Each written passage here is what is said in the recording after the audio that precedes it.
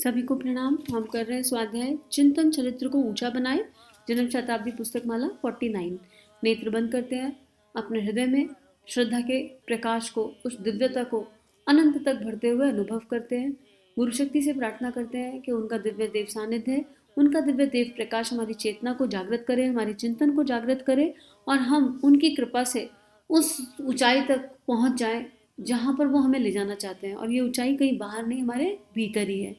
गायत्री मंत्र का प्रकाश सर्वत्र फैलता हुआ हमारी चेतना को प्रकाशित करता हुआ अपने ऊपर गायत्री मंत्र के प्रकाश को पढ़ता हुआ अनुभव करें, भावना करें कि गुरु शक्ति का दिव्य प्रेम गायत्री मंत्र के प्रकाश के साथ हमें स्पर्श कर रहा है। ओम भूर्भुवः स्वः तत्सवितुर्वरेण्यं भर्गो देवस्य धीमहि धियो यो नः प्रचोदयात्। बात किस पर हो रही थी? बात हो रही थी कि गुरुदेव हमें क्या बनाना चाहते हैं, हमें क्या बनना है, इन सब के बारे में गुरुदेव ने बताया। फिर अब अपना गुरुदेव उद्देश्य बता रहे थे कि क्या उद्देश्य है हमारा। हम आपको कर्मकांड सिखाना चाह रहे हैं, हम आपको चाहते हैं कि आपको सारे संस्कार कराने आ जाएं, करने आ जाएं। युग शिल्पी का 1 महीने का कोर्स होता है, हम आपको उसमें इन्वाइट करते हैं। 9 दिन के सत्र होते हैं, हम आपको उसमें इन्वाइट करते हैं। सब कुछ सिखाते हैं, बोलना तक हम सिखा रहे हैं।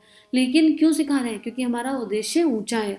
हम आपको क्या कर रहे हैं? हम आपको एंट्री दे रहे हैं उन घरों में जहां अभी तक हम पहुंचे नहीं है। और हमको चाहिए बहुत सारे वानर सेना, हमें चाहिए बहुत सारे रीच जो उन लोगों तक पहुंच जाएं जिनके अंदर कुछ है। क्योंकि गुरुदेव जानते हैं कि हर इंसान में कोई तो एक दिव्यता होती है और हर मनुष्य में वो दिव्यता होती है। और गुरुदेव वहां से बैठकर सबकी दिव्यता जान रहे हैं और गुरुदेव को हर घर का दरवाजा खटखटाना है। लेकिन हम अगर पहुंच जाते हैं, हमको कर्मकांड के स्तर पर तो सब कुछ आ रहा है, पर हम किसी भी कर्म के महत्व को अंतरात्मा के स्तर पर नहीं जान पा रहे हैं। तिलक लगाने को लगा लिया, अक्षत चढ़ा दिए, लेकिन इनका मीनिंग समझ नहीं आया, इनका तत्व दर्शन समझ नहीं आया, तो बात नहीं बनेगी। तो गुरुदेव अब तत्व दर्शन की बात कर रहे हैं कि मैं क्या चाहता हूँ। मैं चाहता हूँ कि आपकी स्वयं की दृष्टि, जिसको मैं फिलॉसफी दर्शन कहता हूँ, वास्तव में जो दर्शन था प्राचीन काल में इसी मामले में इस्तेमाल हुआ था। अब तो दर्शन के नाम की ऐसी मिट्टी पलीत हो गई। जैसे गांधी जी ने हरिजन नाम दिया। क्यों साहब, आप तो हरिजन मालूम पड़ते हैं, तिलक लगाए हैं, जनेऊ पहने हैं। अरे साहब, हमें हरिजन क्यों कहते हैं? अब गुरुदेव यहाँ क्या कह रहे हैं? गुरुदेव कह रहे हैं अगर किसी को आज की डेट में हरिजन बोल दो तो वो चिल्लाने लग जाएगा। अरे मैं नीची जाति का हूँ क्या, मुझे हरिजन क्यों कह दिया? हरिजन तो एक जात का नाम है, गांधी जी ने नीची जाति वालों का नाम हरिजन रखा था। कितनी बड़ी मूर्खता की बात है। गांधी जी का जो तत्व दर्शन था, उनकी जो फिलॉसफी थी, वो ये थी कि हर इंसान में भगवान बसता है और हरि भगवान है। हरि कौन है? श्री हरि को हरि कहा जाता है, विष्णु जी हैं। तो हर इंसान में भगवान बसता है, इसलिए हरिजन, हर जन में उस हरि का निवास है। ये तत्व दर्शन था। अब उस तत्व दर्शन को भूल गए और किसी कोई अपने बच्चे का नाम हरिजन नहीं रखेगा। क्यों नहीं रखेगा? वहां पे गाड़ी अटक गई। तो ऊंचे नाम का भी घटिया हाथ लगाने में हमको देर नहीं लगती। और इसी तरह सारे यज्ञ की, सारे कर्मकांडों की मिट्टी पलीत हो चुकी है क्योंकि हम उसका मूल भाव नहीं समझते। एक जन्म शताब्दी पुस्तक माला आई है, प्रज्ञा योग की सुगम साधना। उसमें गुरुदेव ने कर्मकांड को, जो षट कर्म होते हैं, वो बहुत ही सुंदर तरीके से समझाया। उसको सुनिएगा तो समझ में आएगा कि दर्शन का अर्थ क्या होता है, तत्व दर्शन क्या होता है किसी भी चीज का। जैसे एक एग्जाम्पल ले लेते हैं छोटा सा।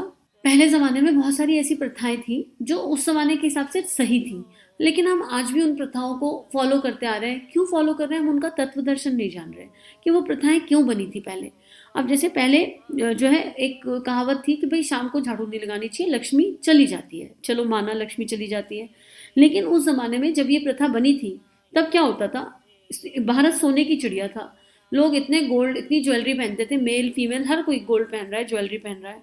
और घर को गोबर से लीपा जाता था, और गोबर से लीपने के बाद जो फर्श का रंग हो जाता है वो बिल्कुल गोल्ड के जैसा हो जाता है। ठीक है। घर के काम बहुत होते थे, मेल्स के पास अपने खेत के, किसान के, इसके सबके, और लाइटें थी नहीं। तो उस जमाने में अगर शाम के टाइम झाड़ू लगाएंगे तो हो सकता है जो ऑर्नामेंट पहने हुए एक आधा नीचे गिर गया हो, तो शाम को झाड़ू लगाने में अगर कूड़ा फेंक दिया तो हो सकता है वो गोल्ड का सामान खो जाए। इसलिए, और गोल्ड लक्ष्मी था, सोने की चिड़िया भारत था तो गोल्ड लक्ष्मी था। तो फिर कहा जाता था कि भाई शाम को झाड़ू लगाने से लक्ष्मी चली जाती है। तो बड़े लोगों ने ये बनाया, तो उस जमाने के हिसाब से एकदम परफेक्ट था। भाई गोबर से घर लीप रहे हैं और लाइटें हैं नहीं, तो और रात को झाड़ू लगाएंगे तो सेम कलर में कोई भी ऑर्नामेंट खो सकता है, क्योंकि इतना इतना पहन के रखते थे। बैंक के लॉकर तो होते नहीं थे और सबके पास खूब होता था। आज कौन सी परिस्थिति सेट बैठ रही है? लाइटें लगी हुई हैं, बड़े बड़े बल्ब लगे हुए हैं, गोबर से कौन घर लीपने लगा है?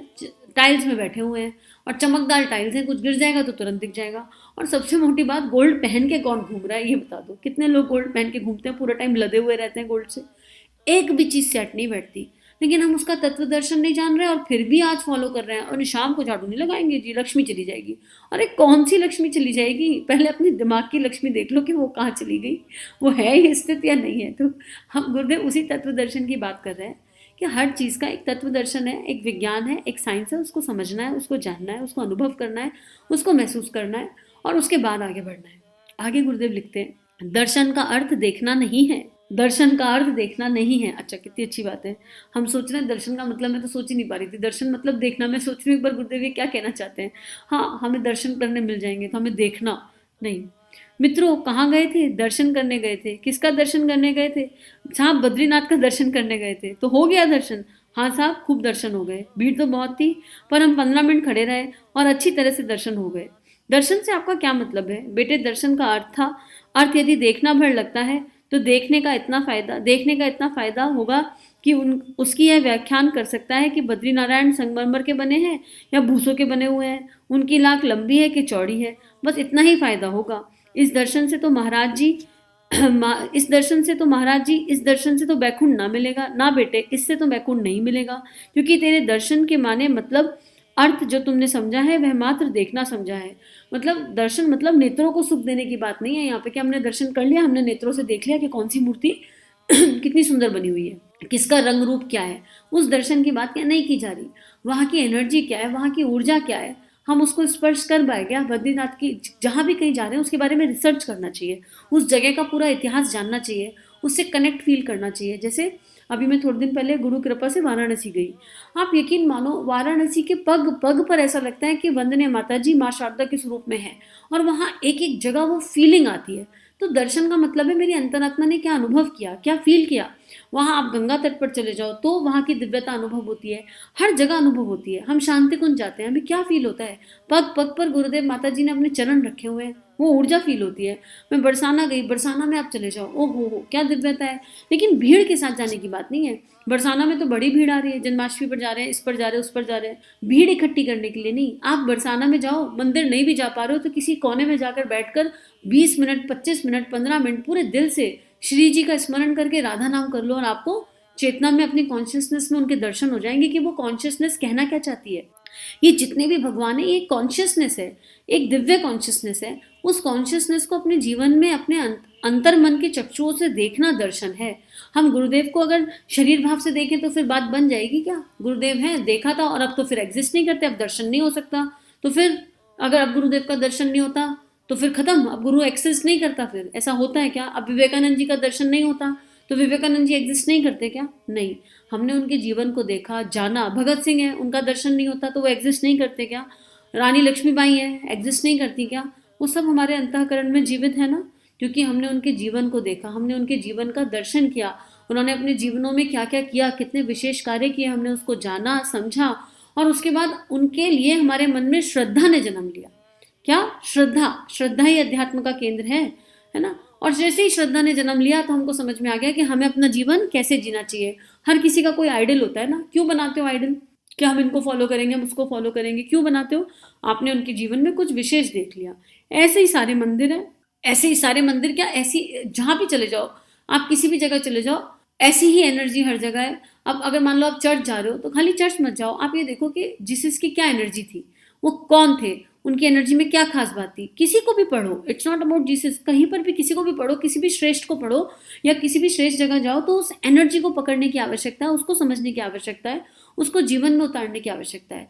अभी किसी को शांति कुंज का ABCD भी नहीं पता हो और वो शांति कुंज जाएगा तो मेरी आंखों देखी बात है ये तो वो शांति कुंज में चारों तरफ नजर धरा के सबसे पहला क्या संसारिक बुद्धि का क्वेश्चन आता है, और इतनी बड़ी संस्था कैसे चल रही है, इतना पैसा कहाँ से आता है। That's what the thought process, लोगों का थॉट प्रोसेस ये यहाँ पर आकर रुक गया है और मेरी आंखों देखी घटना ही है, इसलिए मैं इतने खुल के बोल पा रही हूँ इस बात को। तो कैसे? लेकिन जो शांति कुंज का तत्व दर्शन जान पाएगा वो समझ जाएगा कि इस शांति कुंज को चलाने के लिए बजट किसी और का है, वो परम सत्ता, वो दिव्य सत्ता काम कर रही है और कोई काम नहीं कर रहा। वो मैनेजमेंट ऊपर से चल रहा है। कहाँ से? यूनिवर्स से चल रहा है। जितना शांति कुंज हमें दिखाई दे रहा है या जितना गायत्री परिवार का या गुरु तत्व का जितना विस्तार हमको स्थूल में दिखाई दे रहा है वो 5% विस्तार है।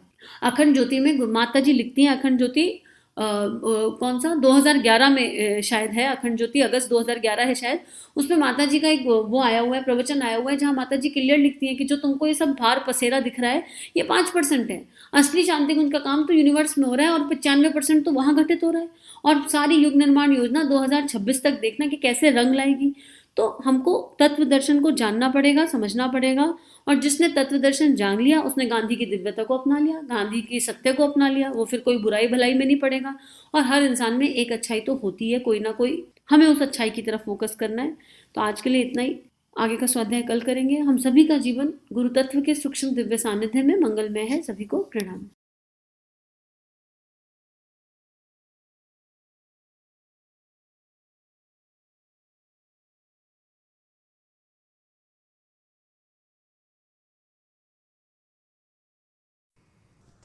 हमारे YouTube चैनल को सब्सक्राइब कीजिए और बेल आइकन पर क्लिक कीजिए ताकि आने वाली सभी वीडियो की नोटिफिकेशन आपको मिलती रहे। आप सभी को बहुत बहुत थैंक यू।